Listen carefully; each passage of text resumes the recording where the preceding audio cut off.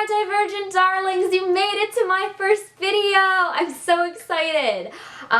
Quick things to throw out there in the beginning.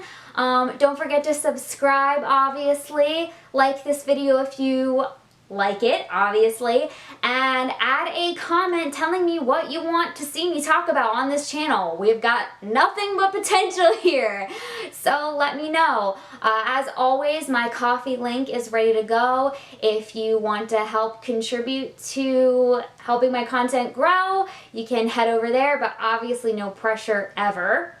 And I'm hoping to have some merch soon, so stay tuned for that. So yeah, okay, on to the video. Hi, I'm Beck, and for the introduction to my channel, I wanted to talk about what happens when you grow up with only half the picture of who you are. I want to talk about what it feels like when you finally realize that instead of being broken, you're just different. And that looks like different things for different people, but for me, it was getting diagnosed with autism spectrum disorder at 26. Maybe you can relate to this. I hope you can, otherwise this channel isn't gonna get very far. But you know, I think there are a lot of people that feel the way that I felt for a really long time, the way I still feel, honestly. I'm somebody who can never get the to-do list done. I can't hold a job for a super long time. I couldn't get through college. I can't get through a grocery store without crying. I can't. It's a lot of feeling like I can't. And when you don't have any reason for that, when you don't know why, when you don't know how to explain to other people, it can really feel like you're alone. So let me give you some background about me, because I know I'm making it sound like I never had any idea what's going on, but honestly that's not entirely true. I was bullied a lot in school, which really didn't help things. In elementary school it was like kind of casual, but in middle school it really ramped up. I think everybody was not doing well ages 11 to 15, which fair, but it definitely didn't help with the whole, like, you know, self-esteem thing. At 12, I was diagnosed with major depressive disorder. At 14, I was diagnosed with general anxiety disorder. There was a minute there where they thought I was bipolar, manic depressive. I think there might have been a discussion of BPD thrown in there, but I don't remember exactly all of them. It was a lot. I had a hospital stay when I was 19. So I've done a lot of learning about mental health because I had to. Life was hard for me, and understanding why just felt like a cluster of people throwing diagnoses at me and telling me everything that was wrong with me without really providing me a whole lot of context. And don't get me wrong, all of those disorders are very valid. All of those mental illnesses are 100% valid. And for a lot of people, those diagnoses are life-changing. But for me, it was just almost another question to pile onto the list. Things changed for me about when I turned 20. I finally got diagnosed with ADHD, Attention Deficit Hyperactivity Disorder, which is the worst named disorder ever, but we'll talk about that later at some point. Being diagnosed with ADHD finally at least gave me a sense of, oh, this makes sense. It explained why some things were so difficult for me that weren't for other people. It explained why that to-do list just could never get done. It explained why even when I really wanted to do something, when I was excited about it, sometimes my brain was just like, nah, we're not going to do that today. That's executive dysfunction. I'll be happy to talk about that later too. We'll get into all of this.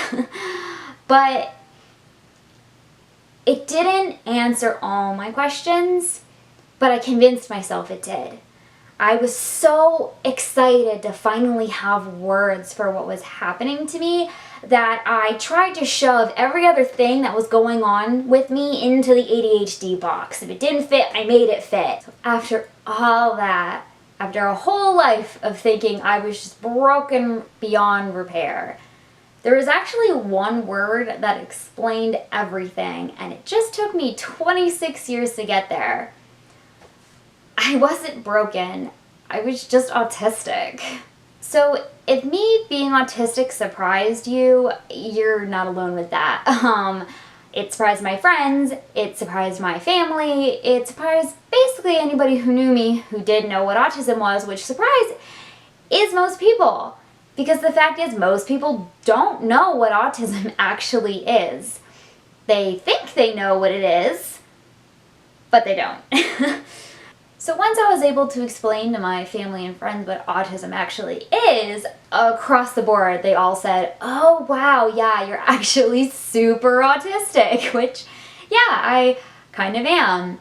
And it's funny to realize that after all this time, I was thinking that I couldn't follow the same manual that everybody else had, but it turned out that I never got the right manual in the first place.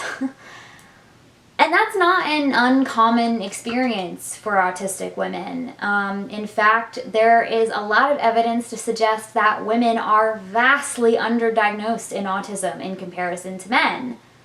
So the reason that I made this channel and that I decided to talk about all of this is, one, because I want people who can relate to what I've been through, maybe not with autism, but maybe with something else, anxiety disorder, ADHD, to know that they're not alone and to realize that what they went through probably affected them in certain ways, and that's okay.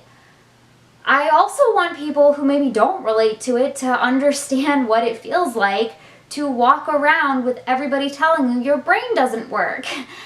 And when you don't know how your brain actually works, how that affects you. So if this is such a big issue, how does it keep happening? There is actually a study about this very thing that says that there's quantifiable evidence that women with autism are better and more effective at masking their traits than men. Masking is basically what autistic people do to fit in. It is an effort to hide the things that make us different, that we have been made to feel uncomfortable about. So how did I really figure out that I was autistic? We're gonna go back to January of this year, simpler times before the plague, where I was on Instagram and I saw a post, and it was from a person that I really admire, and it was a "do you have these symptoms" thing, and I related to them a lot.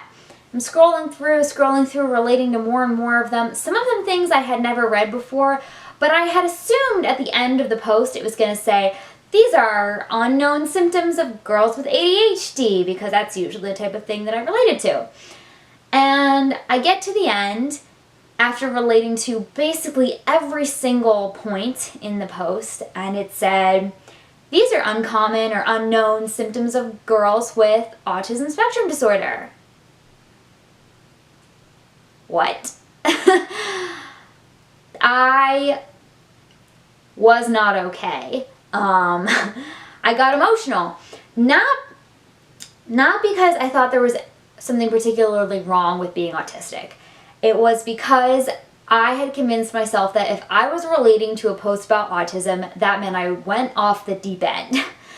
Because I thought of autism as this super severe condition that just ruined lives. And was that super wrong? Yes, but I didn't know any better. Nobody taught me any better. So I thought that if I was relating to a post about autism, that meant that I was way overplaying my issues, that I was just being this crazy, dramatic human being, and that upset me. So I got really emotional.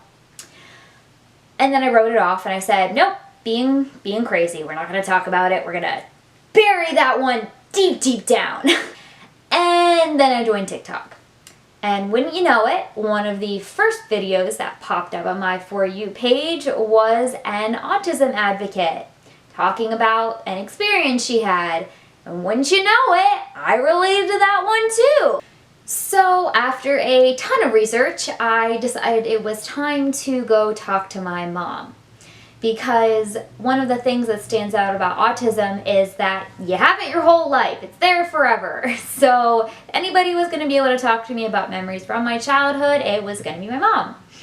So after I got the courage to admit to her that I was looking into potentially being autistic, we had a conversation, and wouldn't you know it, stories just started pouring out from my childhood about things I did that lined up with traits of autism. Like the fact that I could never tune my sisters out when they would fight in the back of the car. I hated the sound of our home phone ringing. Anytime our phone would ring, I would freak out. We thought about less funny instances, such as when I was angry when I was younger, I used to break things all the time. I used to just freak out, melt down, and start throwing things. And that was always just seen as like a, oh, you quirk of mine. I lost a really good alarm clock that way. I talked to my dad, and my dad said, oh yeah, when you were a baby and in the car seat, you used to cry whenever the sun would hit your eyes and then stop the moment we would get into shade. I started to put together the pieces of my life, I guess you could say. I started to think back to middle school, which was one of the hardest times growing up for me, where I just could not fit in no matter what I did, and I couldn't figure out why I couldn't fit in.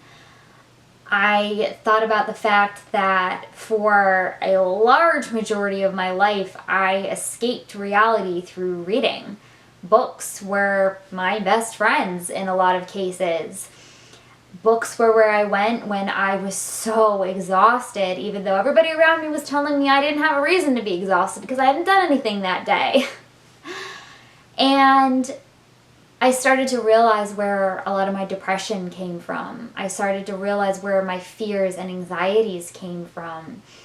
I started to realize why I struggled so much with my emotions, why when I looked around me, everybody seemed to be doing it differently, better, in a way that made sense to everybody around them except for me. Having that clarity of my life, finally putting all of those things together and realizing there were patterns there. There were pieces that made me, that it wasn't just a jumbled mess of broken glass, that it made a picture I just had to put the pieces all together, was liberating. It was freeing. It was exciting. It finally gave me.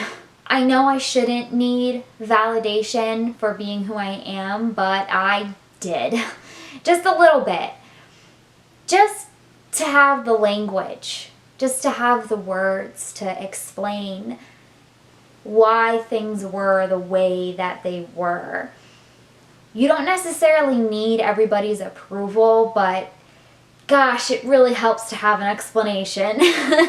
And that's okay. I think there's a difference between seeking the approval of others and seeking the approval of yourself. And for me, my diagnosis finally did that.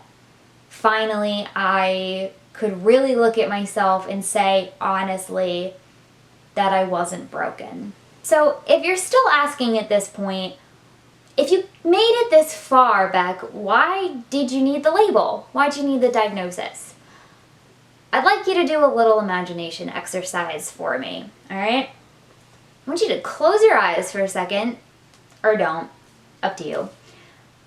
And I want you to imagine you at 10 years old, okay? You at 10 years old, and you're sitting in a classroom, and somebody next to you says something funny, and you laugh. It's funny. You laugh. And when you laugh, everybody in the classroom turns around and stares at you. And you go, what? It was funny.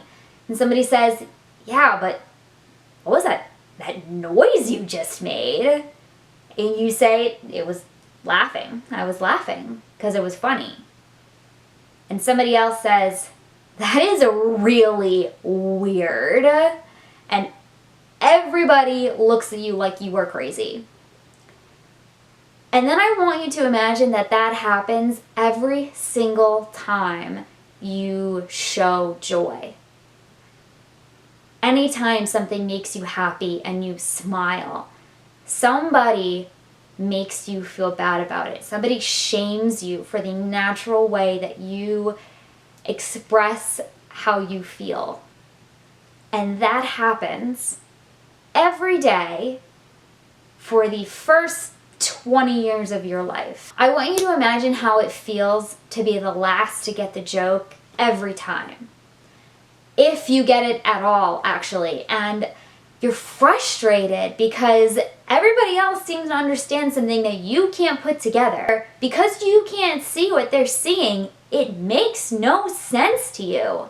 So you learn that you're not supposed to smile and laugh at the things you think you're supposed to smile and laugh at. So you dedicate all your energy to expressing joy in the way that other people say that you're supposed to. Maybe, I don't know, maybe in this fantasy world, people express joy by moving their fingers.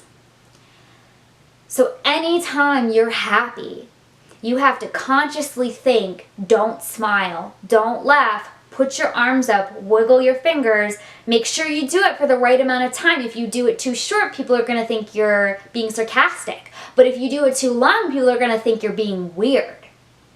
Am I doing it for too long? Because you don't really know, because you don't get the joke. After doing that for 20 years of your life, wouldn't you be kind of exhausted too? If after 20 years of that, somebody finally introduces you to somebody else who laughs when they find something funny, wouldn't that feel like the most amazing thing that's ever happened to you? Finally, somebody who gets it, somebody who will let me smile and doesn't think it's weird. And after 20 years of that, if somebody said to you, from now on, if you laugh because something's funny and somebody has a hard time about it, you can tell them this. Here it is. Here's your explanation for why the world you're living in feels so strange. Wouldn't that change your life? Don't get me wrong, though, it's not like I am going through my whole life constantly sad or scared or confused, because I'm not. I have moments of happiness. I like to smile, like that was just an example.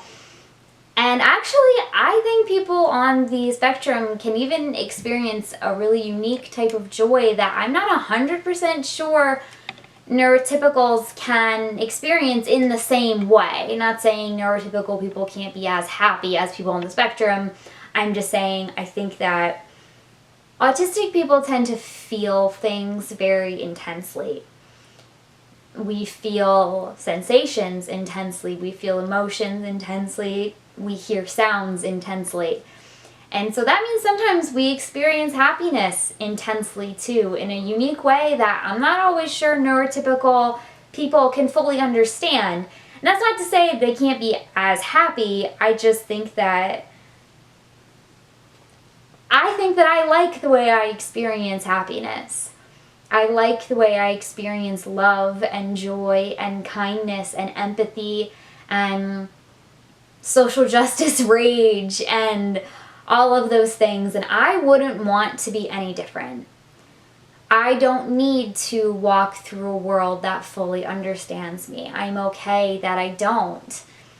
I don't want to be fixed. I don't want to be cured. I don't want to be different. I love that I experience life the way I do. So I don't want the autistic narrative to be like, oh, it's so hard all the time. It's not. I love being who I am. I just want people to understand it. And more importantly, most importantly, I want people to be able to understand themselves, because gosh darn it, we all have the right to that.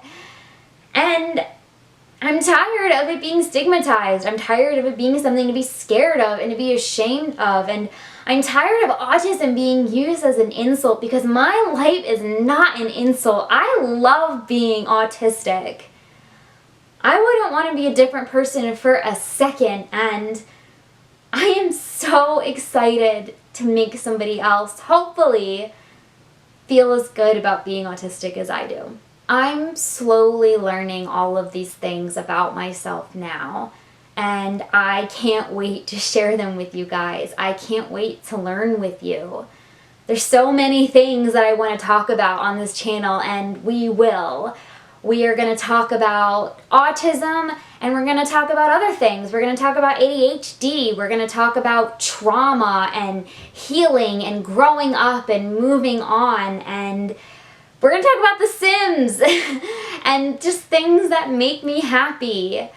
And I am so excited to take this journey with you all, and I hope you want to take it with me. So yeah. That's the video. If you watched all the way to the end, I am extremely grateful. Thank you very much.